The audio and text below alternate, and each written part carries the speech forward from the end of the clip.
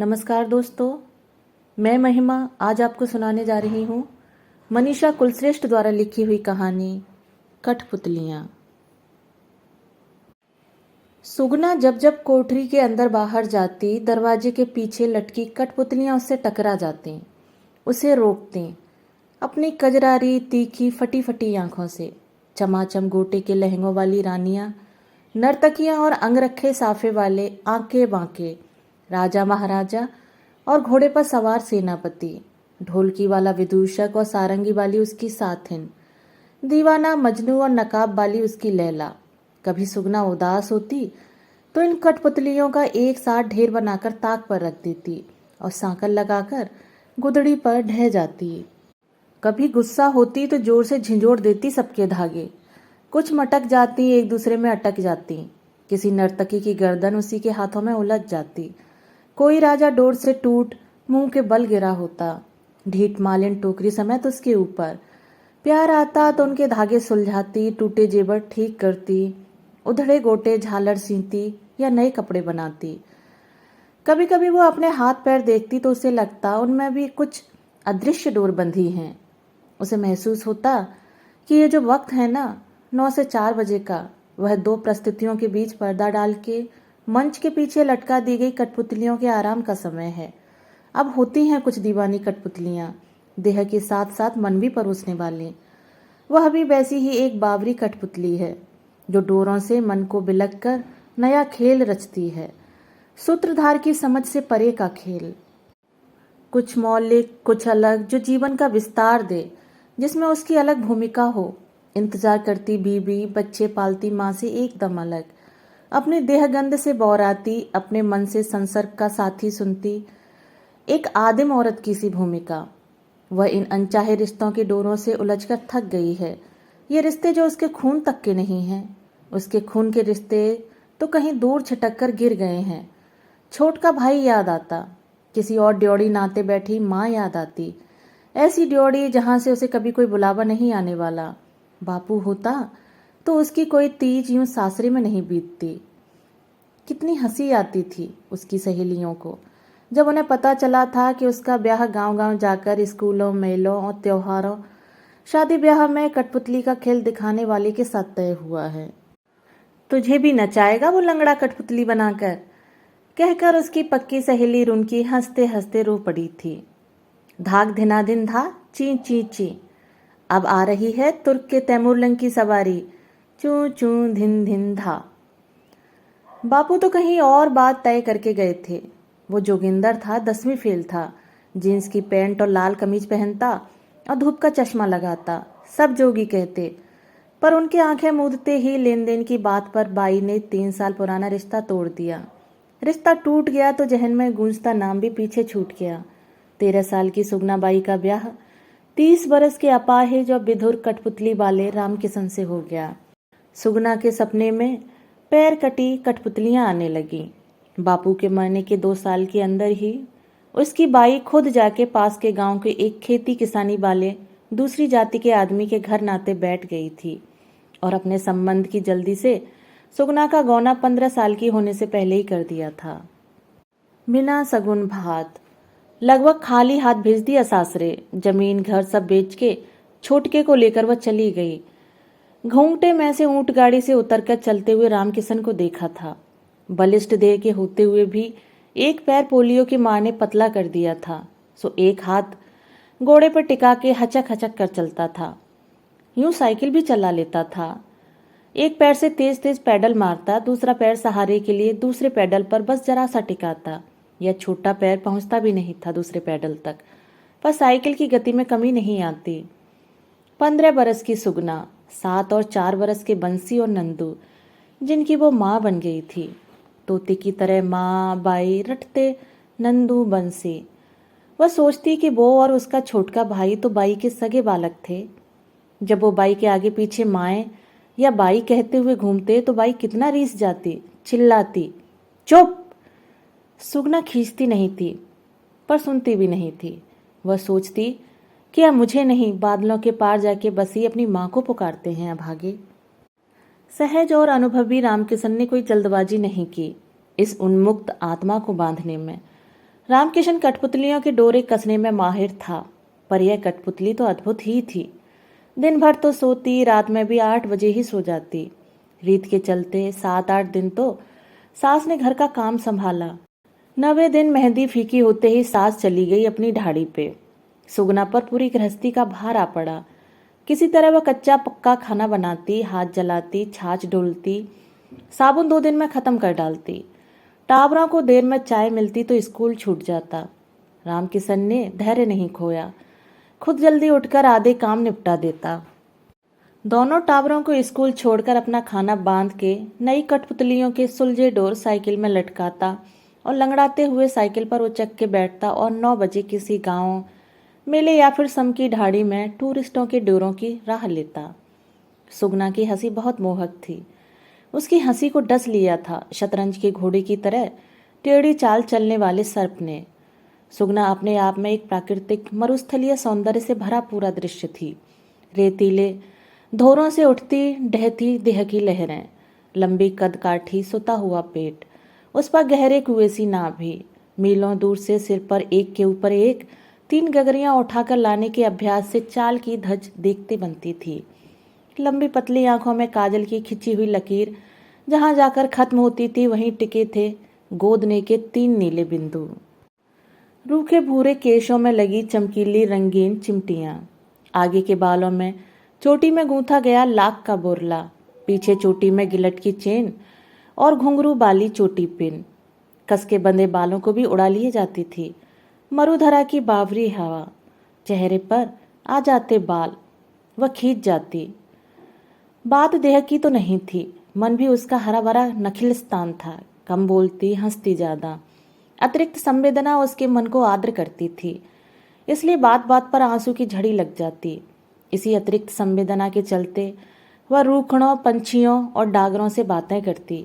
उसे चिड़ियों की आवाज पार्श्व का स्वर नहीं लगती थी, दृश्य का मुख्य स्वर लगती थी, और वह जब तब इस लोक से कट जाती। आकाश के रंग देख वह भूल जाती कि वह धरती पर खड़ी है। घर उसे काटने को दौड़ता।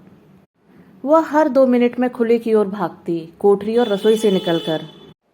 घर की रसोई से भला तो उसे घर के आंगन में लगा इकलौता खिजड़े का पेड़ लगता। वह आटे की परात, काचरियों, फलियों और हरी साग और दराती लेकर वह पेड़ के नीचे बने इस चौतरे पर आ बैठती और खाना बनाने की पूरी तैयारी यहाँ करती। लगन के तुरंत बाद मेहंदी छूटते ही पहला जो काम उसने किया वह यही था कि एक पक्की एक कच्ची कोठरी वाले घर के आंगन में लगे इस खेजड़े के पेड़ को चारों तरफ भाटे लगाकर, चूना गारा थोपकर, ऊपर से लीप कर उसने गोल सुघड़ चौतरा बना लिया था। खेजड़े पर पंछी आते तो वह खुश हो जाती। मटके के टूटे पैंदे में पानी भर के टांग दिया था। खेजड़े की एक डाल पर प्यासे पक्षियों के लिए मुट्ठी भर बाजरा आंगन में बिखेर देती तो वे चहचहाते हुए नीचे उतर आते। बंसी का बापू हंस दिया था उसकी इस हरकत पर। तब उसने उसकी तरफ पहली बार घूंघट हटाकर उसकी ओर देखकर हंसकर कहा था, इस घर को अपना बना रही हूं। उसी रात उसने अपना आप बिना नखरों के उस 30 वर्ष के मनक को सौंप दिया था। सुगना बहुत डरपोक थी। वह मां बनने से डरती थी। उसकी चिंता का समाधान रामकिशन ने कर दिया था। बंसी की पहली मां के सामने ही ढाड़ी में जैसलमेर के डाकदर नरस आए थे। कैंप लगा था। जिस जिसके 2-2 टावर थे सबकी नसबंदी कर दी, जोर जबर करके, पुलिस का डर दिखाते। और आप? हाँ, पर डॉक्टर साहब कहते थे कि ऑपरेशन उलट भी सकता है। ना, मत उलटवाना। बंसी नंदू हैं तो बच्चे 2 ही अच्छे। सुगना हंसी तो उसकी नाभि में एक गहरा भंवर पड़ गया। सुगना और रामकिशन की गृहस्थी पटरी पर आ गई थी। रामकिशन गांव-गांव भटकता, तब कहीं गृहस्थी का और बालकों के स्कूल का खर्चा चलता। उसे ऐसा लगता जैसे वह काठ की पुतली बन गई है और अदृश्य डोरे रामकिशन ने सुघड़ता से बिना उसे महसूस करवाए बांध ही दिए हैं। गृहस्थी के कामों को अब वह एक लय में कर डालती है। वह अब छाछ कम ढोलती, हाथ कम जलाती, साबुन बचा बचा कर इस्तेमाल करती। धरती की बहुमूल्य देन ने विहीन इस गांव में आकर पानी के छपाकों से मुंह धोने की आदत छोड़ दी। बूंद बूंद पानी बचाती। टाबर माँ ए बुलाते तो बिना चिहुके यंत्रवत समझ लेती। टाबरों को समय पर बाजरे की रोटी और गुड़ का नाश्ता करा उनके दिन का खाना कागज में लपेटकर स्कूल का बस्ता थमाकर वह घर से भेजती और किवाड़ मूदती तो ऐसा लगता कि अब जाके उसकी डोरें ढीली हो गई हैं। अब सुगना नाम की कठपुतली के शांत लटके रहने का समय है, दो प्रस्तुतियों के बीच का समय है। वह धम्म से गुदड़ी पर सुन्न होकर पड़ जाती, अपने वजूद को, अपनी देह को हाथ से टटोलती, सोचती उलझती, लेकिन समझ नहीं आता कि रात किस मुहाने पर जाकर उफन पड़ी थी। वह कि रामकिशन एकदम कुंठित हो गया और छिटक गया उससे दूर। पहले देह शांत नदी सी पड़ी रहती थी तो वह मीलों तैर जाता था। अब वह नैसर्गिक आकांक्षाओं से भरपूर नदी में बदल जाती है, तो इन्हीं आकांक्षाओं की पूर्ति हेतु प्रसन्न प्रछन्न क्षमताओं के परिपूर्ण होकर बहती है वह प्रबल प्रगल्भ। तो रामकिशन के लिए मुश्किल हो जाता है इस उफनती नदी को बाहों में भरकर तैरना। बहुत डरपोक थी सुगना, इस बात से भी डर गई। उसने खुद को काट कर लिया। अब रामकिशन चाहे जैसे न चाहे, वह जब त्रिपित की डकार लेता तो वह जूठन के इधर उधर गिरे टुकड़े समेट भूखी उठ जाती। फिर भी जिंदगी तो चल ही रही थी। रामकिशन अपने कर्तव्यों से कहीं पीछे न हटा। न सुगना ही ने हार मानी। बंसी नंदू उसे सगी माँ से ज्यादा चाहने लगे थे। सब कुछ ठीक ही चलता तो कठपुतली वाले रामकिशन की लुगाई सुगना की कहानी चार दिशाओं में क्यों भागती। धनी धोरे टावरों और सासरे वालों के चलते सुगना यूं अकेली पड़ जाती।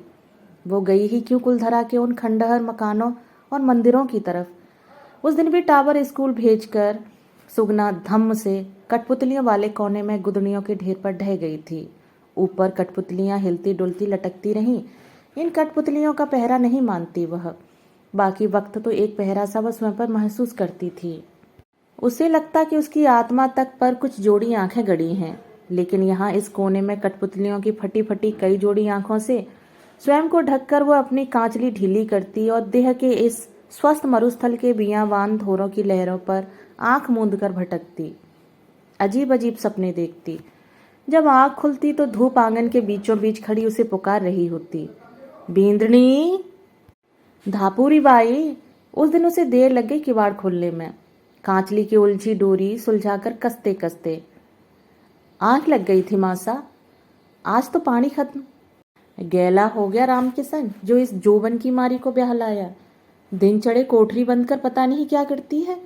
एक वो थी कौशल्या, 5 बजे ही 3 कोस दूर पानी के लिए निकल जाती। बुढ़िया की गालियां खाती वह ड्योड़ी चरू चरी मटका लेकर अकेली भागी पानी मिलने के अनजान लक्ष्य की तरफ। अपनी ढाड़ी का कुआं और ट्यूबवेल तो पिछले बरस ही सूख चुका था। पास की ढाड़ी में लगा सरकारी नल कब से बंद हो गया। वह भागे पिछले दिन जहां धापू उसे साथ लेकर पानी लेने गई थी, कुलधरा के खंडहरों की तरफ। उस सोनी बावड़ी की दिशा में पानी से छल छल करती उस 4 मील दूर की बावड़ी की तरफ तो मुसीबत आने पर ही गांव की कोई लुगाई जाती है, वो भी इतनी धूप चढ़े तो कोई नहीं। जल्दी जल्दी पैर बढ़ा वह हड़बड़ाती हुई बावड़ी पर पहुंची। दोनों चरू चरी मटका भर लिए। ठंडा पानी देख नहा लेने का मन हो आया। 3 दिन हो गए थे बिना नहाए। रामकिशन तो बहुत कहा सुनी होने पर 7 दिन में एक बार रात के 2 बजे लोटे पानी से रामकिशन तो बहुत कहा सुनी होने पर 7 दिन में एक बार रात के बचे 2 लोटे पानी से नहाता है। कहता है, सुगनी पानी मत ढोलते ज्यादा, यहाँ हमारी ढाड़ी में रेत से ही इंसान का रिवाज है। बताया ना, सुगनी बहुत डरपोक है। बात बात पर ठंडा पसीना बहाती है। सर पर साए साए करते बढ़ के पेड़ और उसकी लटकती जटाओं से डर गई। जैसे तैसे लुगड़ा हटाकर लहंगा और कुर्ती पहने पहने एक चरू अपने ऊपर उल्टा और नहा ली। पानी पर पड़ते अपने हिलते डुलते प्रतिबिंब को देखकर उसे मालन कठपुतली याद आई। मेरा नाम है चमेली, मैं हूँ मालन अलबेली, चली आई हूँ अकेली बीकानेर से। रामचंद्र उस शोक कठपुतली को नचाता हुआ बड़ी सुरीली तान में गाता है। वह भी गुनगुनाने लगी। प्रतिबिंब फिर हिला। उजाले में अपने देह देखे बरसों बरस हो गए। घाघरा ऊंचा कर पैर देखे, गेहुआ पैर सुनहरे रोआ वाली पिंडलियां पानी की धाराओं से टपकती देह को सुखाने पेड़ के नीचे रखे पत्थर पर बैठ गई। पल भी तो न बीता था कि धप से पीठ पीछे कोई गिरा। सुगनी की चीख हलक में, अर डाकी बंदर है कि कोई भूत। उसका कलेजा छाती फाड़कर बाहर ही आने वाला था। पहचानती नहीं है क्या? मनक मानस की भारी आवाज सुन सुगना ने झट गीला घूंघट काट लिया। कौन? ए सुगना, भूल गई के? जोगी जोगिंदर। अब वह उठ खड़ी हुई, हठात घूंघट हटा दिया। वही जींस की पैंट, गोरा चेहरा, बलिष्ठ बाजू। यहाँ अंग्रेजों को कुलधरा दिखाने लाया था ना। गाइड की लाइन पकड़ ली है। जैसलमेर किला में अपना ऑफिस है। दूर से पहचान लिया था मैंने, पर तूने नहीं पहचाना है। सुगना ने मुंडी हिला दी। भीगी हुई देह पर चिपके लुगड़े को बार बार खींच रही थी। और घर में सब ठीक? टाबर टूबर? उसकी देह पर बार बार तितली सी जा बैठती नजर को हटाकर मुंह फेर कर औपचारिक हो गया जोगी। हाँ, तू नहीं बदली, वैसी ही है। सुगना ने ध्यान से जोगी को देखा। गबरू, एक ही शब्द निकलकर आत्मा पर जा बिंधा। वह उठ गई और चरू मटका उठाने के लिए हल्का घूंघट खींच सर पर इडोड़ी रखकर जोगी को उठवाने के लिए इशारा किया। जोगी ने मटका, कलसी और चरू सुगना के सिर पर रखी इडोनी पर आहिस्ता से एक एक करके रखे। वह नाक से घूंघट निकाले, पलकें झुकाए, एक सुनिश्चित ताल में लहराती सीढ़ियां चढ़ गई। जोगी हतप्रभ देखता रह गया।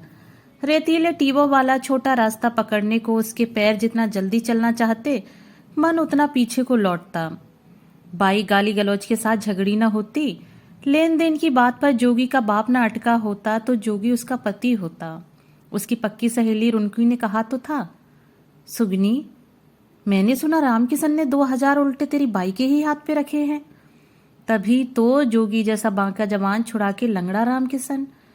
उसे स्वयं पर गुस्सा आया। विरोध क्यों नहीं किया माँ का? काठ की पुतली ही रही रे तू सुगनी। अंग्रेजों को बस में बैठा के मिलता हूँ। वह पीछे दौड़कर आया। सुगना का चेहरा तटस्थता से पथरीला हो रहा था।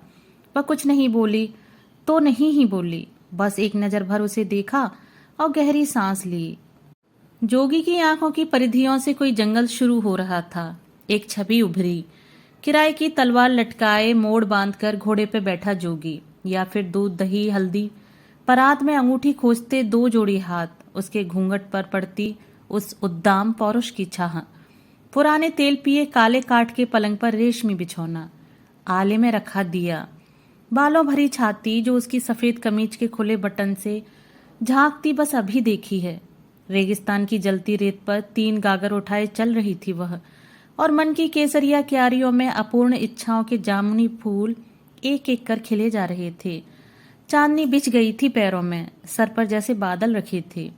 उसकी गेहुआ देह अपने ही पसीने से लथपथ हो गई थी। आधा कोस चलकर ही अचानक पश्चिम की तरफ से आसमान का कोना धुंधलाया।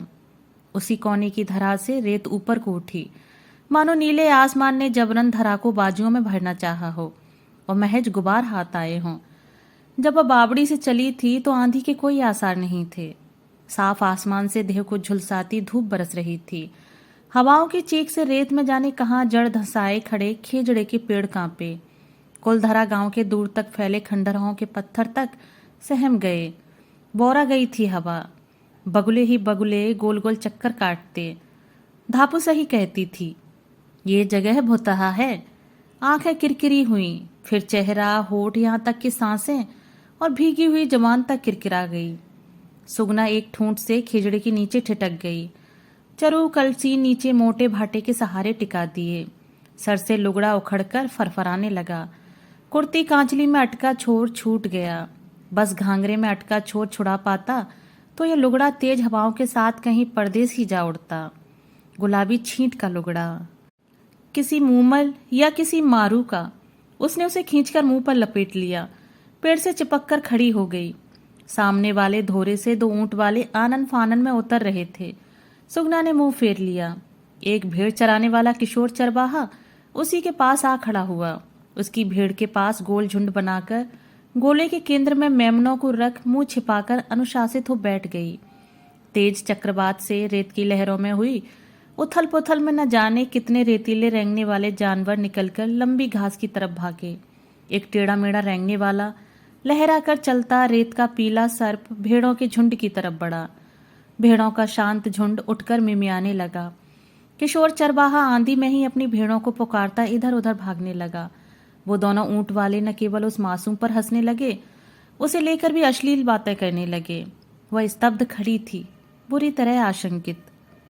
अचानक 2 बाजुओं ने उसे खींचकर उस पेड़ से दूर किया।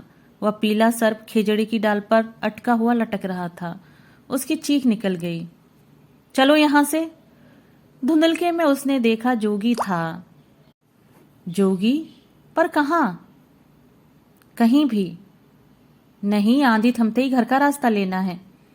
अरे गैली हुई है क्या? इन ऊंट वाले स्मगलरों के साथ यहाँ अकेले तूफान में क्या करेगी? वह उसके चरी मटके उठाकर चलता गया, सुगना पीछे पीछे।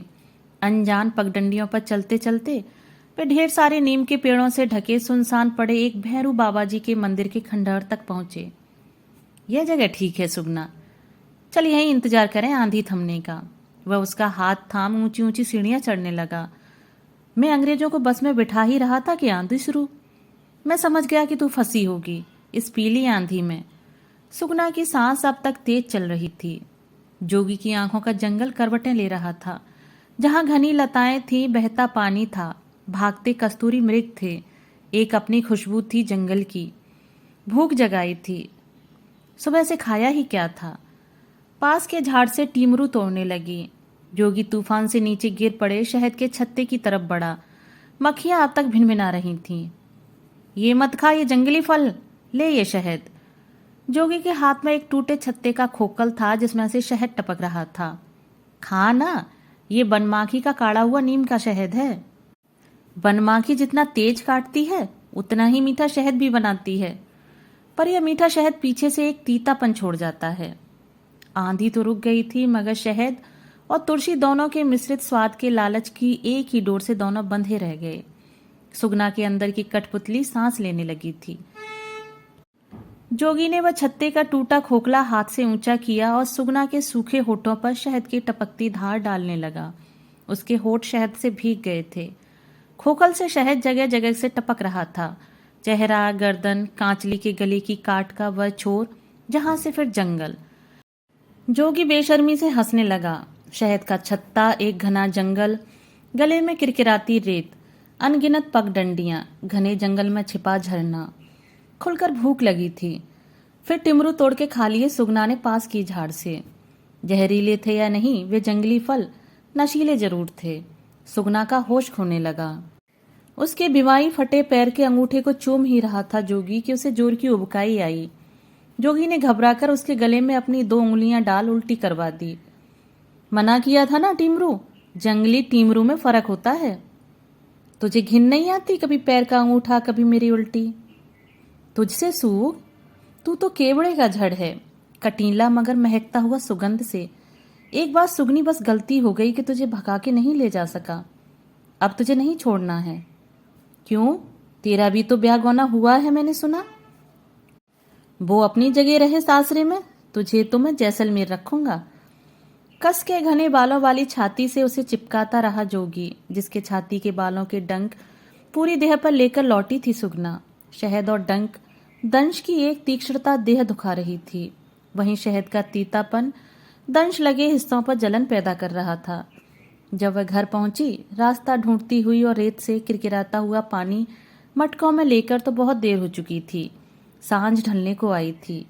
दोनों टावर बस्ता बाहर ही छोड़कर भूखे प्यासे रेत में खेल रहे थे। उसे देखते ही बाई कहकर लिपट गए। साइकिल बाहर खड़ी थी, जिसके हैंडल में उलझी हुई रेत भरी कठपुतलियां यूं यूं लटकी हुई थीं। उन्हें उतारकर कोठरी तक में नहीं रखा गया था।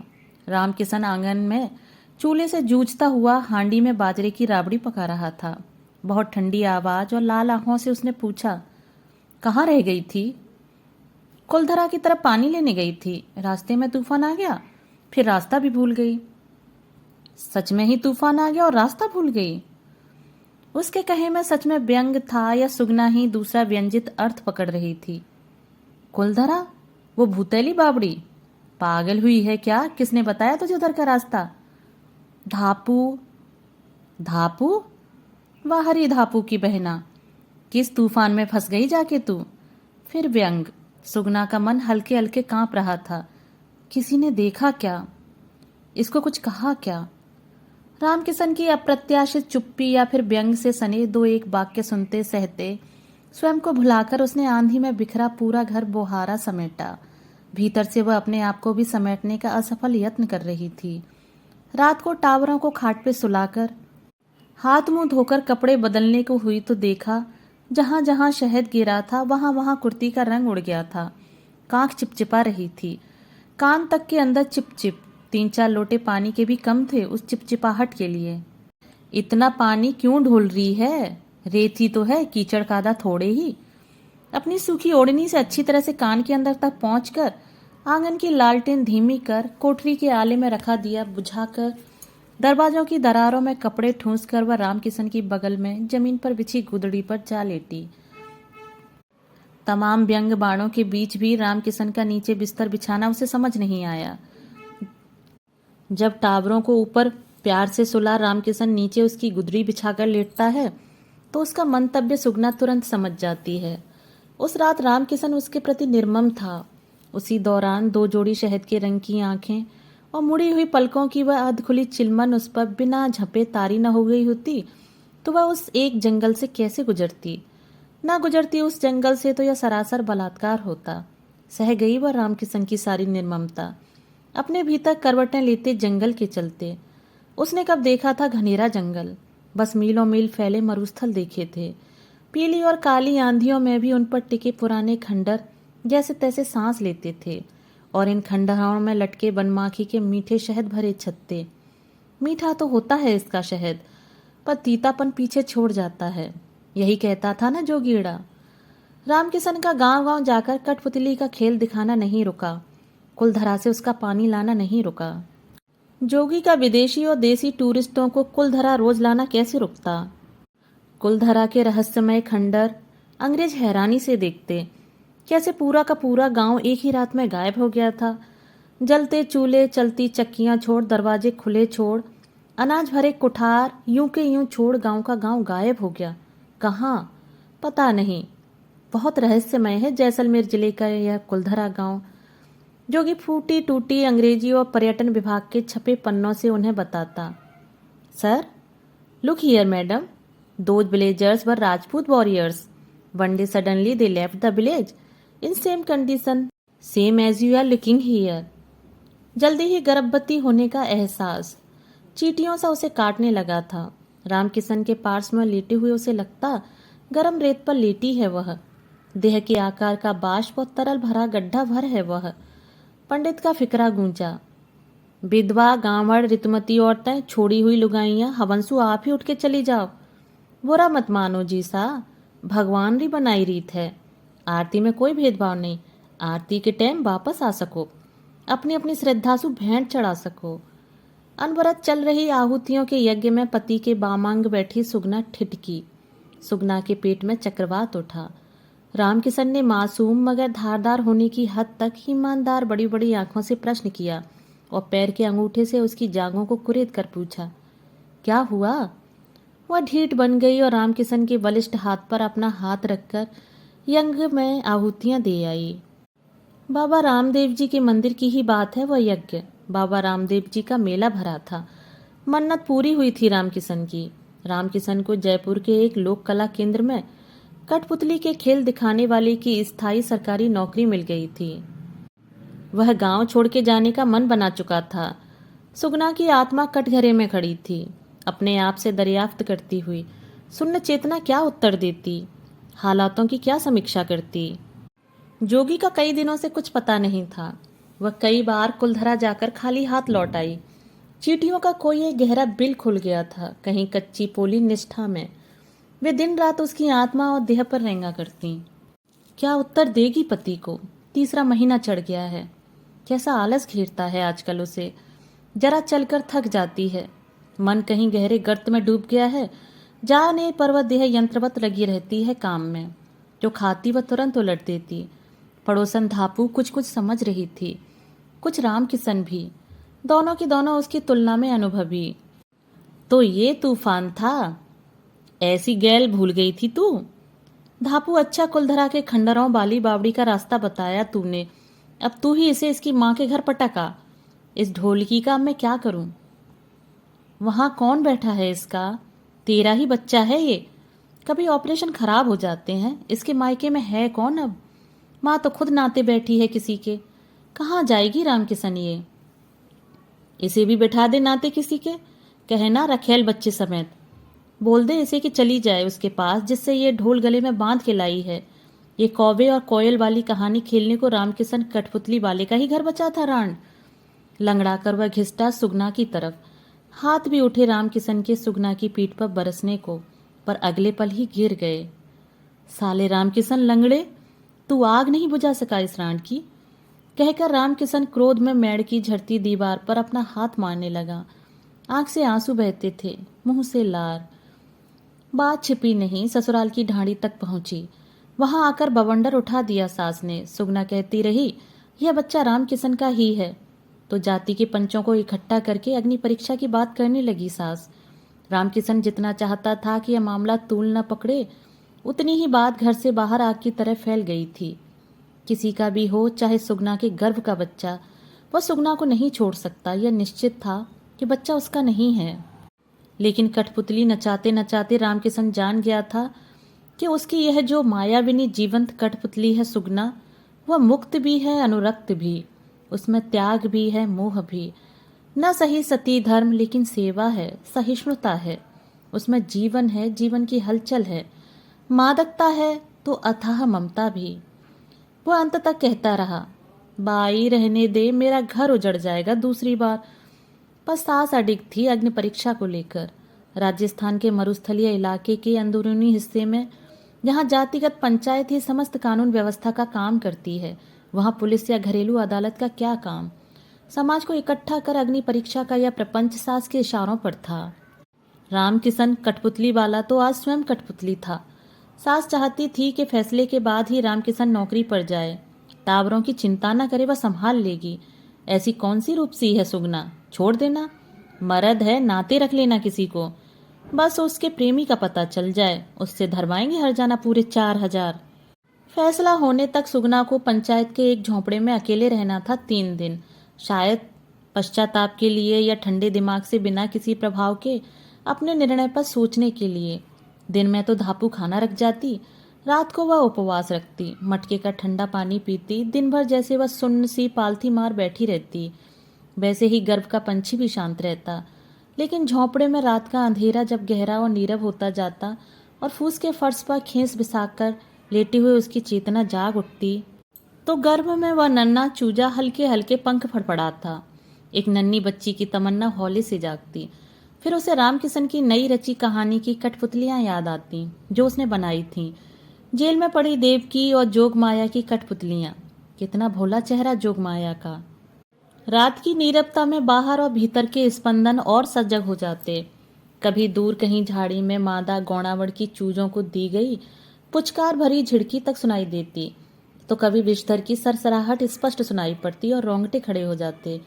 दूर कहीं किसी ढाणी में रात्रि उत्सव में बजती तालियां और अलगोजे की टेर यूं लगती जैसे पास ही से आ रही हो।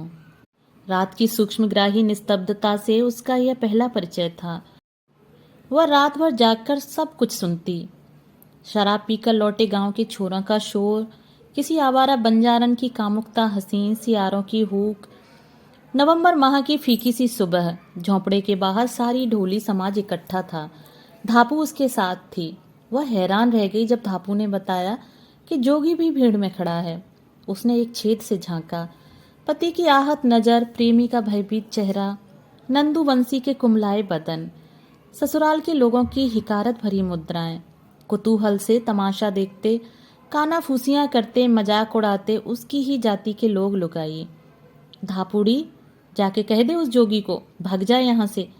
किसी को अंदाजा भी पड़ गया तो हर जाने की तो बात है ही, कूट भी डालेंगे उसे मेरे सासरे वाले।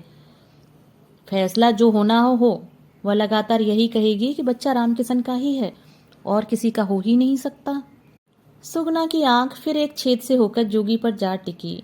वह ढीठ तो धापू के साथ इधर ही आ रहा था और रामकिशन आशंकित हो लगातार उस जोगी को घूरे जा रहा है। माजरा समझ रहा है क्या? यहां से चला जो जोगीड़ा। उसने जोगी के भारी पैरों की आहट सुनते ही झोंपड़ी के अंदर से ही खड़े होने की कोशिश में देह के बोझ तले डूबते हुए कहा, तू बैठ जा, अभी थक जाएगी। पंच मशवरा कर रहे हैं कि अग्नि परीक्षा कैसे लें। जोगी तू बाहर ही रुक। ढापू ने उसके साथ भीतर आते जोगी को हाथ से ठेल दिया। सुगना सुन, मैं हरजाने के 4,000 लाया हूँ। 2,000 में छीनी थी ना तू मुझसे उसने, मैं दुगना हरजाना भरूंगा। उसे बोल छाती ठोंके कह दे कि बच्चा तेरा मेरा है। कोई जरूरत नहीं गरम तेल में हाथ डालने की या गरम ईंट पकड़ने की। ये पंच अपना फायदा देखते हैं ऐसी चीजों में। औरत का चरित्र खराब निकले तो भी पंचों की चांदी, ना निकले तो भी उसकी चांदी। दोनों तरफ का पैसा उनको ही तो मिलता है। वह दरवाजे पर मुंह रख फुसफुसाया। सुगना का मुंह कसैला हो गया। वह कुछ नहीं बोली। पर जोगी, वह तो तन मन धन का जोखिम उठाकर उसे लेने आया है। ना सही धर्म पर उसका राग बंधा था सुगना से। वह फिर तड़फड़ाया। बाहर फटफटी खड़ी है रोड पे, चुपचाप बाहर आ जा। झोंपड़ी के पीछे लंबी घास है, छिपकर पहुंच रोड पे। सुगना, सुगनी क्या कहती है? क्या कहेगी पंचों से? हाँ जा जा, जाके तू अपना काम देख। मुझे जो कहना होगा कह दूंगी। अच्छा तो यह है कि रामकिशन और उसके घरवाले तुझे पहचाने उससे पहले ही चला जा। मैं नहीं डरता उस लंगड़े और उसके घर वालों से, अब भी कह रहा हूं। जोगी तू जा, देख पंच तैयार खड़े हैं फैसले के लिए। सुगनी, मत पकड़ना रे गरम ईंट, फपोले तो पड़ेंगे ही, चाहे तू सही हो कि गलत। चीखते जोगी को धापू ने दूर तक ठेल दिया। इतनी बड़ी बातें बता रहा है, अब तक कहाँ था रे तू? अरे गाइड हूं, आज यहाँ तो कल टूरिस्ट जहाँ ले जाएं उसके साथ। तभी बंसी भागता हुआ आया। भाई तू हमारे साथ चलना, नंदू तो खाना नहीं खाता तेरे बिना, रोता रहता है। एक माँ भगवान ने छीनी, अब ये दूसरी दादी ने। इसी की करतूत है। बापू तो तुझे चाहता है बाई, रात को रोता था दादी के आगे। सुगना ने अपना चेहरा घुटनों में छिपा लिया। बाई देखना इधर, ये बापू ने भेजा है। तेल है ये, कब्रों पर उगने वाले ग्वार पाठे और रेत की छिपकली का तेल। मल ले हाथ पे, हाथ नहीं जलेगा ना फफोले होंगे। परसों 4 घंटे साइकिल चलाकर सीमा पार के नजदीक डटे हुए गाड़ियां लोहारों से लाया है बापू। लंबी शीशे के मुंह में ठुसा कपड़ा खोल के ढेर सारा भूरा बदबूदार तेल सुगना की दोनों हथेलियों पर मलने लगा। 12 बरस का किशोर बंसी आंधी में अपनी भेड़ें टेरता वो चरवाहा याद आ गया। यही कातरता थी स्वर में। सुगना की आंख भर आई। पंचों ने आवाज लगाई। गर्भ भार से क्लांत पीले चेहरे वाली सुगना को देख रामकिशन सिसक उठा। सास उसे लानत भेजती रही। पंचों ने सुगना को गरम ईंट पकड़ाने से पहले दरियाफ्त किया। सुगना बाई, कठपुतली वाले रामकिशन के घर वालों का कहना है कि यह बच्चा उसका नहीं है। तुम क्या कहती हो? यह बच्चा बंसी का ही भाई या बहन है। मुझे बंसी के बापू के साथ ही रहना है, और आप ही कहो क्या कहूं? सुगना ने दम बटोर कर कहा। रामकिशन ने गहरी सांस ली। जोगी ने सर को झटक दिया और बड़बड़ाता हुआ बड़े बड़े ढक बढ़ता हुआ पीछे को चला गया, जहां उसकी काली राजदूत फटफटी खड़ी थी सुगना को ले जाने के लिए। कहो कि मैंने जो कहा वह सच है, मंजूर है अग्नि परीक्षा। सुगना बाई, यह अग्नि परीक्षा औरत की मर्जी से ही ली जाती है। एक पंच बोला। बाई अब नहीं करनी अग्नि परीक्षा, मैं मानता हूं यह बच्चा मेरा ही होगा। रामकिशन बीच में आ खड़ा हुआ। चुप कर रे रामकिशना, ऑपरेशन के बाद कोई बच्चा होता है? अग्नि परीक्षा तो होने दे। हाथ पे फपोले पड़े हैं तो इसके मायके वाले या इसके प्रेमी या तो इसे ले जाएं या 4,000 जुर्माना दें। सास ने रामकिशन को यूं धर के आया कि वह गिरते गिरते बचा। तो मंजूर है सुगना बाई? सुगना ने उत्तर में तेल मले हाथ आगे कर दिए।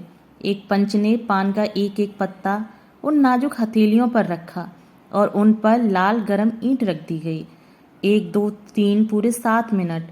8वें मिनट पर ईंट जमीन पर फेंक कर सुगना नीचे बैठकर उल्टियां करने लगी। पान का पत्ता जलकर काला हो गया था। पास पड़ी पानी की बाल्टी में 5 मिनट डुबोकर हथेलियां ऊपर उठा दी उसने। फफोले नहीं पड़े थे, पर हथेलियां ताजी रची मेहंदी की तरह लाल सुर्ख थीं। रेत का गुबार उड़ाती भीड़ शोर के साथ लौटने लगी। पंच फटकार रहे थे सास को। बाई बाई करके नंदू और बंसी आकर उसकी पीठ से चिपक गए। धीरे धीरे हचक कर चलता हुआ रामकिशन उसकी ओर बढ़ रहा था। रोड पर रफ्तार से जाती फटफटी की आवाज सुगना के कानों में देर तक गूंजती रही। दोस्तों, अभी आप सुन रहे थे मनीषा कुलश्रेष्ठ द्वारा लिखी हुई कहानी कठपुतलियाँ। दोस्तों, कहानी आपको पसंद आई हो तो मेरे चैनल को लाइक, शेयर और सब्सक्राइब जरूर कीजिएगा। धन्यवाद।